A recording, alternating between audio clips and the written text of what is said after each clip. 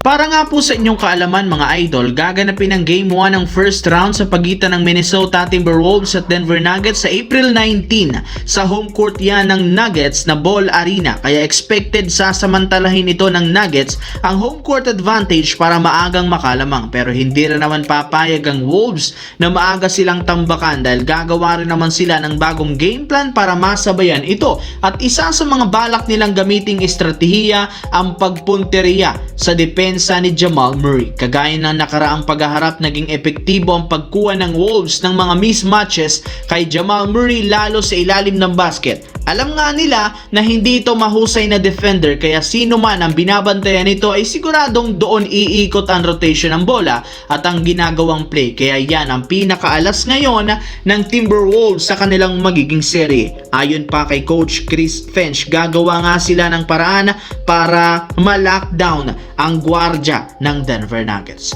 Sa kabilang banda, dito naman tayo. 5 araw bago magsimula ang Game 1 ng Lakers at Houston Rockets sa April 19, inanunsyo ng media, favorite dito na manalo ang Houston. Wala nga daw rason ng Rockets para matalo sa napaka-undermanned na lineup ng Lakers na walang first at second option sa opensa. Pero ayon sa naging pahayag ni Coach Emi Udoka sa interview, hindi rin naman sila pwedeng o hindi nila pwedeng maliitin ng Lakers. Napatunayan ng team na ito na kaya sila nitong talunin sa kanilang huling dalawang pagharap. Hawak pa rin naman ng Lakers ang home court advantage kaya wala silang kasiguraduhan sa mga mangyayari. Ina-anticipate pa rin naman ng Rockets ang posibilidad na paghabol ni Luka Doncic sa Game 2 o Game 3 o Game 4 kaya hindi sila magre-relax sa magiging laro laban sa Lakers na meron pa rin namang magagaling na malalaro katulad ni LeBron James. Ibig sabihin magiging dikit pa rin ang serye ng Lakers at Rockets sa first round ng Western Conference. Sa kabilang banda, sa opisyal na pagtatapos ng kampanya ng Milwaukee Bucks ngayong taon,